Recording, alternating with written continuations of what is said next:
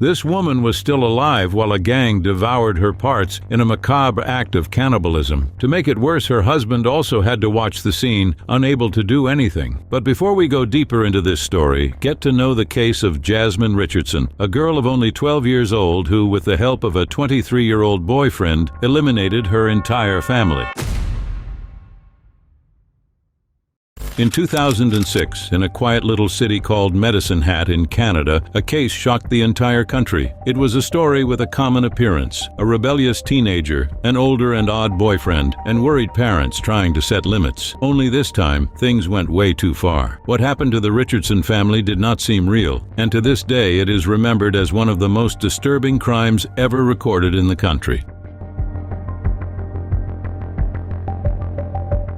Jasmine Richardson was only 12 years old. She studied normally, lived with her parents and her younger brother Jacob, 8 years old. Up to that point, nothing that drew attention. Only in that same year she started getting involved with a much older guy, Jeremy Steinke, 23 years old. He was a strange subject. He wore black clothes, spiked necklaces, and said he was a 300-year-old vampire. Yes, that's right. Jeremy said he drank blood, that he was a supernatural being, and he frequented internet forums full of people who also claimed to be vampires, werewolves, and things like that. The obsession with this universe was such that he even carried a vial with blood and wore lenses to look more somber. Jasmine's parents, Mark and Deborah, were in shock when they discovered the relationship. After all, their daughter was a child and was getting involved with an adult man with an unstable mental history. They forbade the dating, tried to talk, set limits, but the more they tried to stop it, the more Jasmine pulled away and got even closer to Jeremy.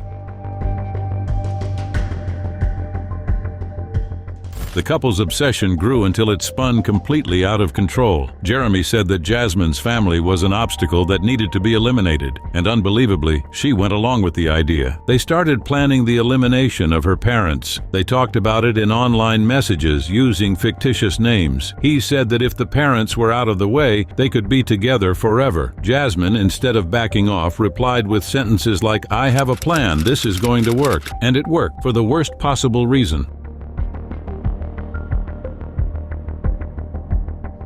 On the night of April 23, 2006, the couple went to the Richardsons' house. Jeremy went in first. Mark, the father, was the first to react. He tried to stop it, tried to fight, but he ended up being attacked and did not survive. Deborah was attacked soon after. While all that was happening, Jasmine was upstairs with her 8-year-old brother, and this is where the story takes an even more absurd turn. She herself attacked her brother. Years later, she said she thought it would be cruel to leave him alone in the world, so she decided to take him along. The crime scene was so impactful that investigators thought it was some kind of ritual, but there was nothing mystical, just an absurd plan put into practice by two people completely out of touch with reality. The next day, the police were called by neighbors who found the movement strange. What they found inside looked like a movie scene, only there was no sign of Jasmine. At first, they thought she might have been taken or also attacked, but soon came the shock. She was alive, and she had fled with Jeremy to a nearby city. They were found in a car, hiding, and taken into custody. Jeremy did not seem to understand the gravity of the situation. He even said that it was like the plot of a tragic love movie, Romeo and Juliet style. The trial of the two was a sideshow. Jasmine, because she was only 12 years old, was tried as a minor. In Canada, the law prevents people under 14 years old from being convicted as adults, no matter how serious the crime. She was sentenced to 10 years, the maximum allowed by juvenile legislation. She served part of the time in a psychiatric center and was fully released in 2016. Jeremy, on the other hand, got life imprisonment. During the trial, it was revealed that he really believed he was a vampire and that he thought he was freeing Jasmine from a life of repression. Today, Jasmine lives under a different name. She studies, works, lives a normal life, at least on the outside. She completed the time determined by justice and was considered rehabilitated. But this case still raises several discussions. How could someone so young hide so much for so long? How far does the influence of an adult go over an immature mind? And how to deal with crimes committed by minors who clearly knew what they were doing? Medicine Hat was never the same after that day. And even if everyone tries to forget, the story of the 12-year-old girl and the 300-year-old vampire continues to haunt the country as one of the most bizarre and hard-to-understand crimes in Canada. On October 11, 2001, Aline Silveira Soares, an 18-year-old pharmacy student, left Manhumiram in Minas Gerais, Brazil, heading to Ouro Preto. The destination? The traditional Festa do Dois, a famous university rave in the region which happens every year on the holiday of October 12th. She went there accompanied by her cousin Camila Dolabella and a friend named Liliane. The mood was festive with young people, beer, loud music, and many student houses open to anyone who wanted to come in. But this trip, which was supposed to be just fun, ended up becoming a tragedy that to this day has no answer. In the middle of the party, Aline ended up getting separated from her cousin and her friend. Up to that point, nothing very strange. Anyone who has been to a rave or a university party knows how common that is. Camila and Liliane went back to República Sonata, where they were staying, but Aline did not show up. At first there was not that panic. The two thought she might be in another student house since she knew a lot of people in Ouro Preto, Brazil. Only time went by. The party ended, and no sign of Aline. When they realized she really had not come back, they started looking for her, but it was already late. In the early hours of October 14th, the worst happened. Aline was found lifeless on top of a tomb in the Nossa Senhora das Mercês cemetery. She had been attacked with 17 knife blows. From there, the case took a completely unexpected turn. The police did not take long to set their sights on some residents of República Sonata itself, where Aline was staying. The following were pointed out as suspects: Edson Aguiar, Cassiano Garcia, Maicon Lopez, in addition to Aline's own cousin, Camila Dolabella. But what really drew attention was the motive the investigators raised. According to them, everything would be linked to a session of the RPG Vampire the Masquerade. For those who do not know it, this game is not a board game nor a video game. It is a role-playing game in which participants literally embody their characters, in this case, vampires. And it was not just talking, no. People dressed in black, wore pale makeup, simulated rituals, created narratives, all based on acting. The problem is that in the middle of this game there is a book called the Book of Nod, which brings heavy mythology, based on an alternative version of the biblical story. In that universe, God would be a cruel entity that cursed Cain, who then became the first vampire. And from there arises an entire dark lineage full of rituals, rules, and bizarre traditions.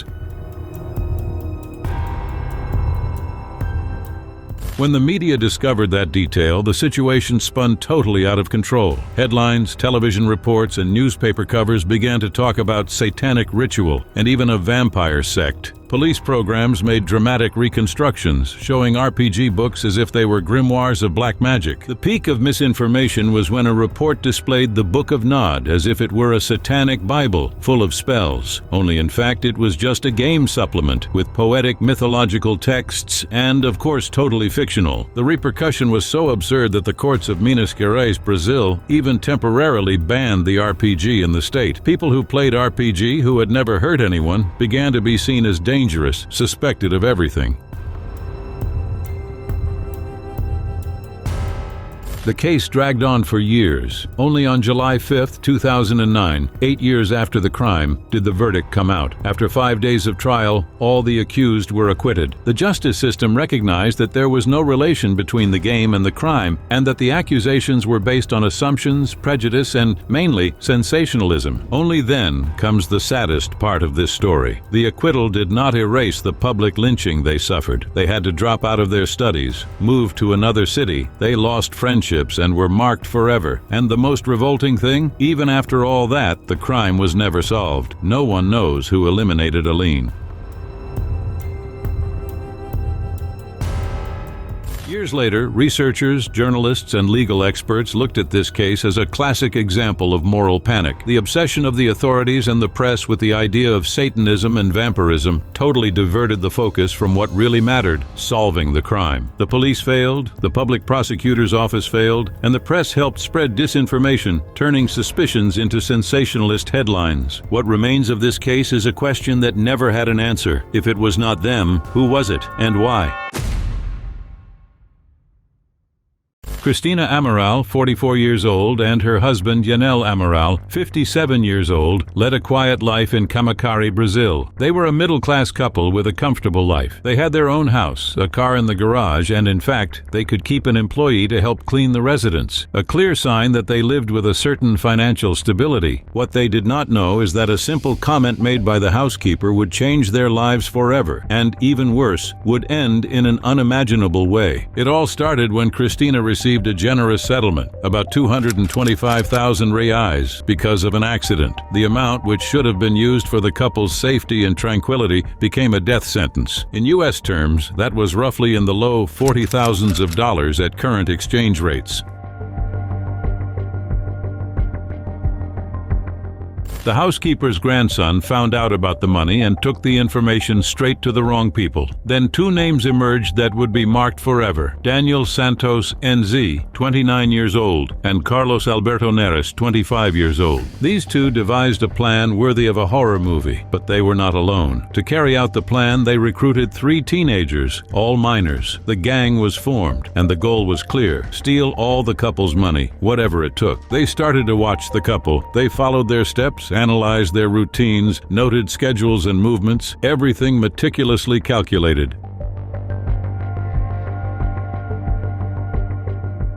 On January 7, 2018, Christina and Yanel's house became the stage of hell. Without warning, the 5 criminals invaded the residence. Christina and Yanel were relaxing, watching television, without imagining that that would be their last night alive. They were surprised, tied up, assaulted, and dragged to the backyard where the screams would not be heard. While one of the criminals stood guard, the others began to ransack the entire house. They desperately looked for the money, but they did not find anything. Frustration grew. They wanted to know where the safe was. They wanted the code. They wanted the settlement money. Christina and Yanel, desperate, tried to explain, "There is no safe. There is no money here." But the criminals refused to believe it. From there, what followed was a sequence of violence that seems to have come from the darkest pages of human history. The couple was brutally attacked, but the psychological violence was even more cruel. They forced Yanel to watch while his wife was violated by the members of the group, one after the other. An absolutely monstrous scene. And when it seemed it could not get worse, it got worse. The worst comes now. Before the terrified husband, one of the criminals began to eat pieces of Christina's body, right there, in front of them. The goal? To break Yanel psychologically. They believed that seeing that, he would hand over where the money was. But there was no money in the house. Unable to get anything, the group decided it was time to finish it in the most barbaric way possible. Christina and her husband were eliminated. 2 days later, on January 9, 2018, neighbors found the couple's disappearance strange and called the police. Through an anonymous tip, officers reached Daniel Santos NZ and Carlos Alberto Neres, who were immediately arrested. The 3 minors were also detained shortly thereafter. The scenes of horror caused such revulsion that not even the other inmates accepted living with them. Inside the prison, Daniel and Carlos were forced to star in humiliating scenes, which were even recorded and leaked on the internet. They were forced to perform intimate acts with each other, under shouts and threats from the other detainees who also beat them brutally. The 3 teenagers were sentenced to 3 years in juvenile detention, the maximum allowed by Brazilian legislation for minors. As for Daniel and Carlos, the exact details of the conviction were never fully disclosed. In January 2013, Elisa Lam, a 21-year-old Canadian student, arrived alone in Los Angeles. She was on a trip along the west coast of the United States. It was a getaway to break the routine, get to know new places and write about it on the personal blog she regularly maintained. The daughter of Chinese immigrants who had a restaurant in Vancouver, Elisa was an introspective young woman, diagnosed with bipolar disorder and depression. Her online texts talked about loneliness, mental health, and the difficulty of fitting in. She was intelligent, sensitive, and, according to those who lived with her, had periods in which she isolated herself a lot, but was also sociable at times. In Los Angeles, she stayed in a place that already had a bizarre reputation. The hotel. Located in downtown Los Angeles, the Cecil Hotel was cheap and known for attracting backpackers, low-budget travelers, and at the same time, people experiencing homelessness, substance users, and people who only showed up there at night. In previous years, the place had been the scene of killings and even housed for a time the famous serial killer Richard Ramirez, the Night Stalker. Even with that reputation, the hotel still operated as if it were a hostel. Elisa began sharing a room with other female guests, but after a few days, she was transferred to a room just for her. The reason? Her roommates complained about strange behaviors. Nothing violent, but she was said to be talking to herself, leaving notes and scaring the other girls. The last time Elisa was seen alive was on January 31st. After that, she simply disappeared. The police were called and began to investigate. They combed the surroundings of the hotel, interviewed guests, employees, reviewed recordings, and that was when they found the elevator video. That recording went viral on the internet. In the video, Elisa appears entering the elevator, pressing several buttons at once, peeking out, hiding, making gestures with her hands as if she were talking to someone or something that did not appear on camera. The elevator, for some reason, does not close the door, and when she leaves the frame, the elevator finally goes up. The images are weird, very weird, and they helped feed all kinds of theories. People saying she was being chased, that she was running from a spirit, that she was the victim of some secret experiment, or that she was in a psychotic episode. The case only got an answer 2 weeks later, when guests began complaining about the hotel's water. The water had a strange taste, was dark, and had low pressure. An employee went to check the reservoirs on the top of the building, and inside one of the tanks found what was left of Elisa Lam. The official explanation was, Elisa would have gone up to the rooftop, managed to access the tank, entered alone, and could not get out. But then other holes appeared. First, the door to access the roof had an alarm. Only someone authorized could enter without setting it off. Second, the reservoir lid was heavy and should have been closed. To get in there, alone, and still close the lid seemed unlikely. Third, no one explained how she ended up there without anyone seeing, even with cameras at several points in the hotel.